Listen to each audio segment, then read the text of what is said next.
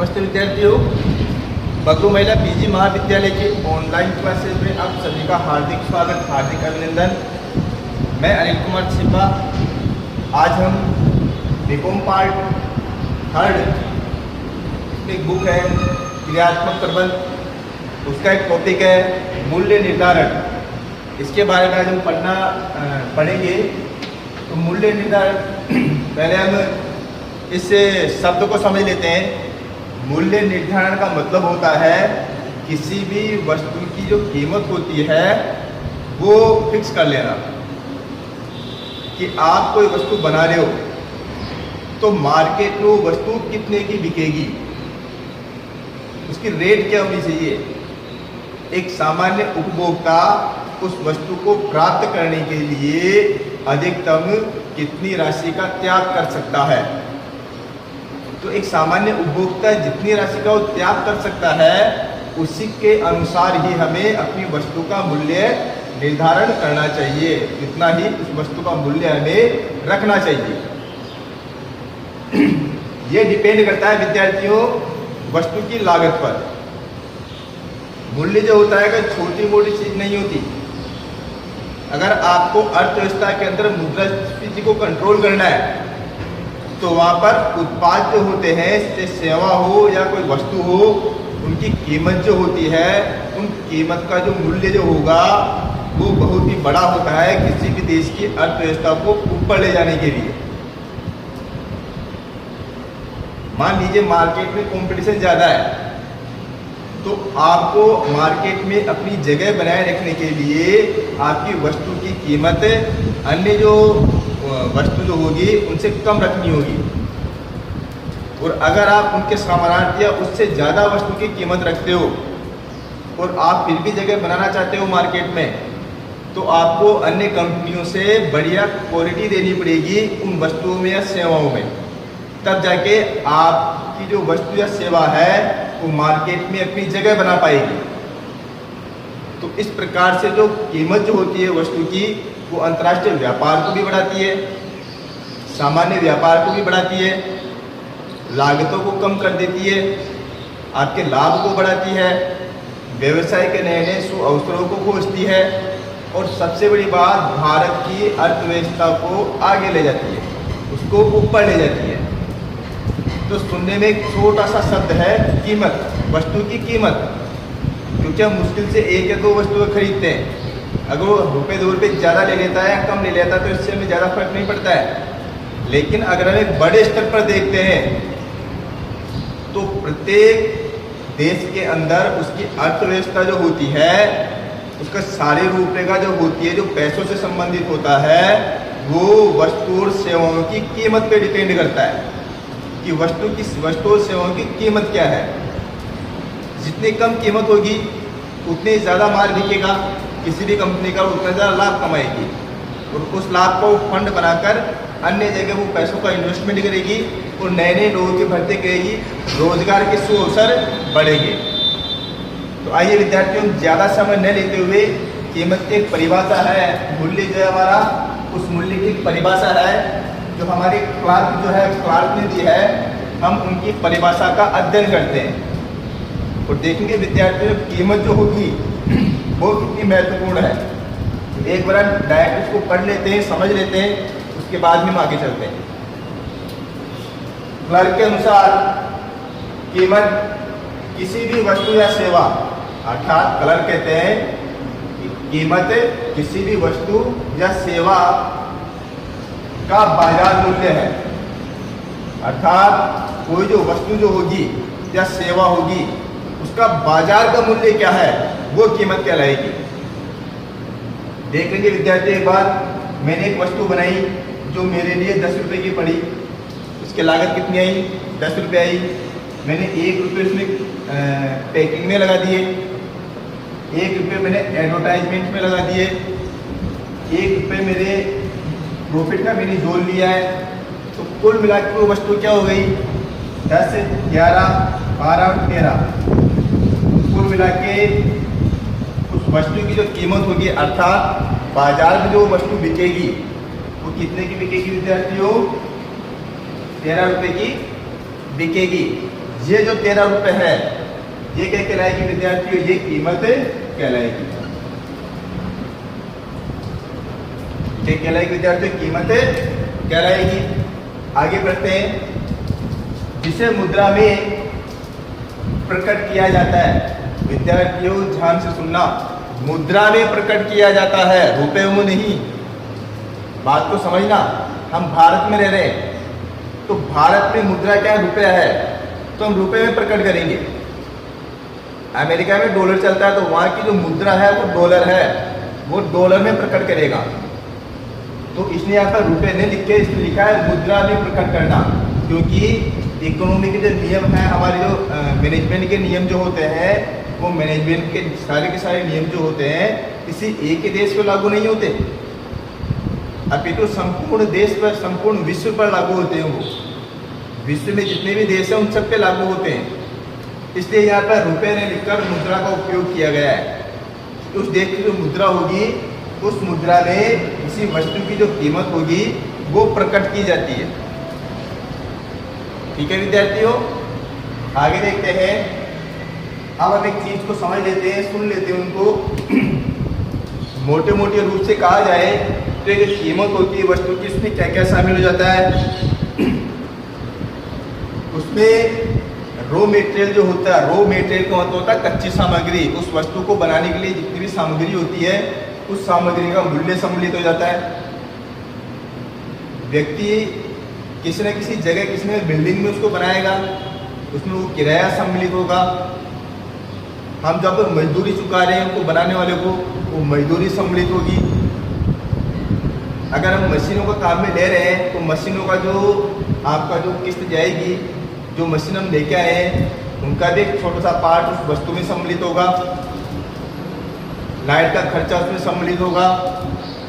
चौकीदार की जो आप सैलरी दोगे चौकीदार को, वो भी उसमें सम्मिलित होगा।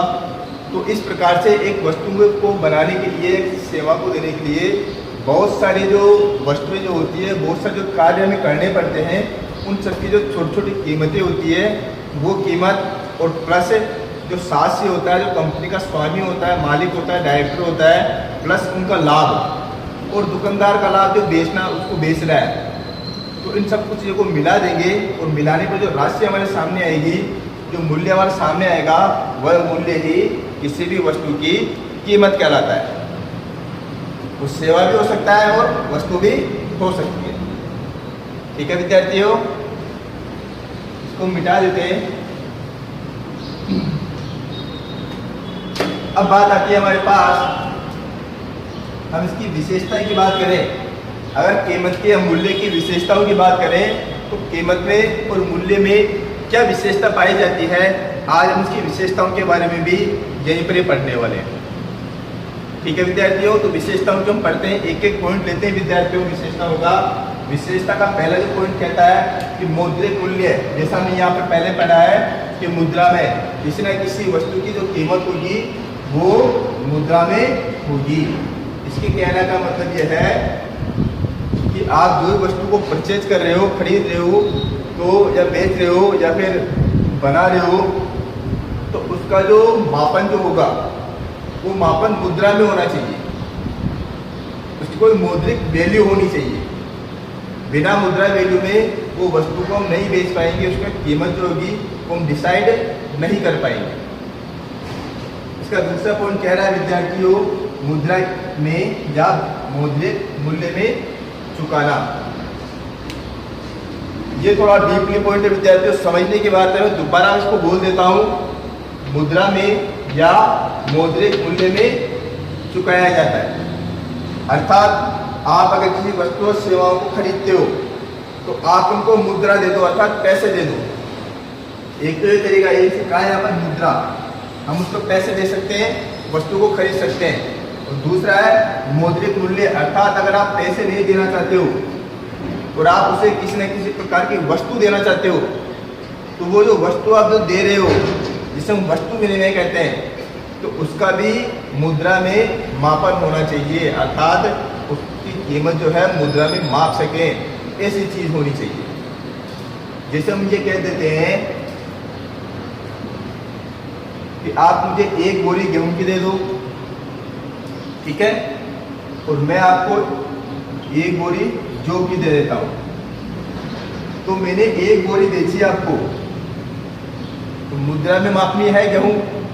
और इस प्रकार से जो है आपने मेरे को दिए एक बोरी, वो भी मुद्रा में मापनीय है। तो यहाँ पे दोनों की मुद्रा में कीमत है। भले यहाँ पे पैसों का उपयोग नहीं हो रहा है, रुपए का उपयोग नहीं हो रहा है, मुद्रा का उपयोग नहीं हो रहा है, परंतु इनकी जो कीमत जो है हम मुद्रा में आंक सकते हैं। इसका हम क्या कर सकते हैं, मुद्रा में इन दोनों का हम आकलन कर सकते हैं। इसलिए ये कहा गया है मुद्रित मूल्य में चुकाया जाता है, अर्थात मुद्रा में उसका मूल्य होना चाहिए। आगे देखते हैं विद्यार्थियों, तीसरा पॉइंट है इसका, कुछ प्राप्त करने के बदले में चुकाया जाता है, अर्थात हम किसी भी वस्तु की कीमत अगर चुकाते हैं तो किसी न किसी चीज को प्राप्त करने के लिए चुकाते हैं। अर्थात अगर हम बात करें कि मुझे एक मार्कर की आवश्यकता है, तो मैं दुकान पे जाऊंगा और उसे एक पैसे दूंगा और ये मार्कर उसे परचेज कर लूंगा। ठीक है विद्यार्थियों, क्या लिखा हुआ है यहाँ पर, वस्तु प्राप्त करने के लिए मैंने वस्तु अर्थात एक मार्कर दुकानदार से प्राप्त किया है, और मैंने मार्कर के बदले इसकी जो कीमत है जो कि कंपनी डिसाइड की हुई है, वो कीमत जो रुपए होगा मैं किसको दे दूंगा, दुकानदार को दे दूंगा, वो उसकी कीमत कहलाएगी। अगला विद्यार्थियों, अनेक नामों से जाना जाता है। देखेंगे विद्यार्थियों, मुद्रा जो कीमत जो होती है, ये जो कीमत होती है वो अनेक नामों से जानी जाती है। हम ऐसा नहीं कह सकते कि मैं पैसे दो, हम ऐसा नहीं कहते कि मैं मुद्रा दो, हम इसको अलग अलग नामों से जानते हैं। कैसे जानते हैं, अगर आप डॉक्टर के पास जाओगे तो वो आपको ये नहीं कहेगा पैसे दो, वो आपको ये कहेगा फीस दो। स्कूल में जाओगे तो आपको कहेगा फीस दो, कॉलेज में जाओगे आपको कहेगा फीस दो। कोई मजदूरी अगर कोई मजदूर जो है अगर मजदूरी कर रहा है तो ये मजदूरी मांगेगा वो, तो मजदूरी जो है वो मुद्रा वो पैसों में तोली जाएगी, अर्थात मजदूरी जो है पैसों का रूप हो गया वहाँ पर। इस प्रकार से हम यहाँ पे कुछ लिखा विद्यार्थी देख सकते हैं। किराया, अगर हमने आपने किसी ने मकान किराए पे ले रखा है तो जो मकान का स्वामी जो होगा, मकान का जो ओनर होगा, वो आपको ये नहीं कहेगा पैसे दो, वो ये कहेगा किराया दो। पैसे दो ये भी कह सकता है, कोई दिक्कत नहीं है इसमें, लेकिन अक्सर क्या कहेगा वो, किराया दो। तो किराया मांग रहा है मतलब पैसे ही मांग रहा है, वो मुद्रा में मापनीय है।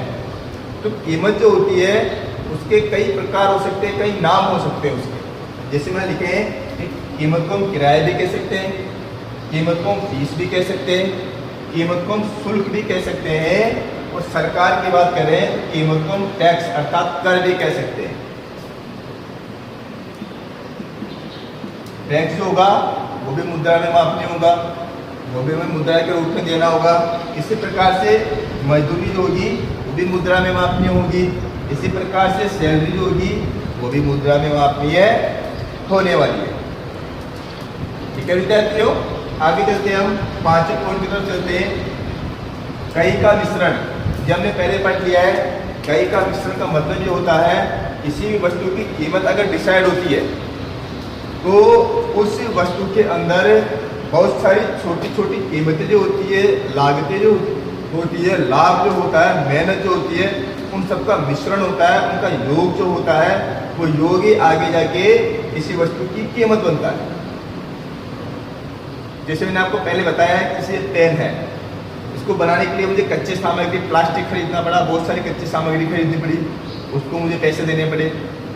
इसके लिए मशीन लेके आया, मशीन वालों को पैसे देने होते हैं। इस पे जो व्यक्ति मेहनत लगा रहा है उस मेहनत वाले व्यक्ति को मजदूरी देनी होती है, बिल्डिंग का किराया देना होता है, कमीशन देना होता है, टैक्स देना होता है। इसके अलावा दुकानदार जो बेचेगा उसका प्रॉफिट होना चाहिए। ट्रांसपोर्टेशन एक्सपेंसेस जो होंगे, इसे हम हिंदी में क्या कहेंगे, यातायात व्यय। तो यातायात व्यय जो है वो हमें इसमें डालने होते हैं, वो भी इसमें सम्मिलित है। और सबसे बड़ी बात, इसके अलावा जो व्यक्ति मेहनत कर रहा है, इसने अपनी कंपनी खोली है, इतने व्यक्ति को संभाल रहा है, तो उसके लिए जो सासी जो होता है उसका लाभ भी इसी में होता है। जब इन सारों का योग मिल जाता है तब जाके एक योग में कीमत निकल के आती है, वो कीमत जो होती है वो बाजार में बेचने के लिए होती है। वही जो मूल्य होगा, वो जो कीमत होगी, वो जो वस्तु का मूल्य होगा जो लास्ट में निकल के आता है, वही किसी भी वस्तु की कीमत कहलाएगा। तो इस प्रकार से इसमें कई प्रकार का मिश्रण होता है, कई प्रकार की चीजें इसमें सम्मिलित की जाती है। ठीक है विद्यार्थियों, आगे देखते हैं हम। गैर सामाजिक मूल्य भी चुकाया जाता है। देखेंगे विद्यार्थियों, एक होता है सामाजिक मूल्य जो समाज के लिए अच्छा हो, जो समाज को आगे बढ़ाए, जो समाज के लिए फायदेमंद हो। तो इस प्रकार का जो मूल्य जो होगा वो सामाजिक मूल्य होगा, सामाजिक कीमत होगी। और कई बार जो है किसी वस्तु की कीमत ऐसी होती है जो समाज के लिए नुकसानदायक होती है, लेकिन फिर भी उसकी कीमत कुछ ना कुछ होती है। जैसे शराब, जितने मादक पदार्थ है, सबको पता है कि इन मादक पदार्थों का सेवन करना शरीर के लिए भी हानिकारक है, स्वास्थ्य के लिए भी हानिकारक है, और इसके अलावा पैसों का भी नुकसान है, मुद्रा का भी नुकसान है।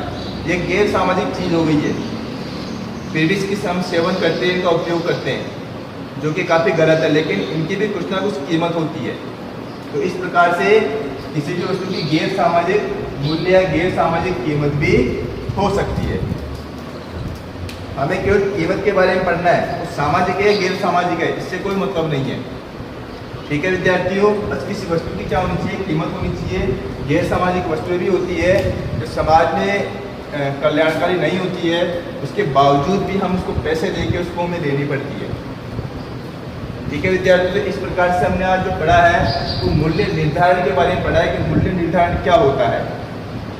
फिर से बोल रहा हूँ, जो बाजारिक मूल्य जो होगा किसी वस्तु का, ध्यान से सुनिए ना, किसी भी वस्तु का बाजारिक मूल्य जो होगा, बाजार में बिकने के लिए वो जा रही है, जितने में वो बिकेगी, वो मूल्य जो होगा वो कीमत कहलाएगा। वो सेवा भी हो सकता है, वस्तु भी हो सकती है। इस चीज़ को दिमाग में नोट कर लेना। दूसरा है, आप एग्जाम देने जाओ तो वहाँ पर आपको मूल्य नहीं लिखकर आपको मुद्रा लिखना होगा। अगर आप मुद्रा लिखोगे तो ज़्यादा बढ़िया होगा, क्योंकि मैनेजमेंट के जो नियम है वो किसी एक देश पर लागू नहीं होते, ना होकर विश्व के सभी देशों पर लागू होते हैं। तो मुद्रा जो होती है इसका अगर उपयोग करते हैं हम तो ये सबसे ज़्यादा बढ़िया है। ठीक है विद्यार्थियों, आज के इस टॉपिक में आज इतना ही पढ़ेंगे। अगले टॉपिक में देखते हैं हम कौन सा टॉपिक लेते हैं। धन्यवाद।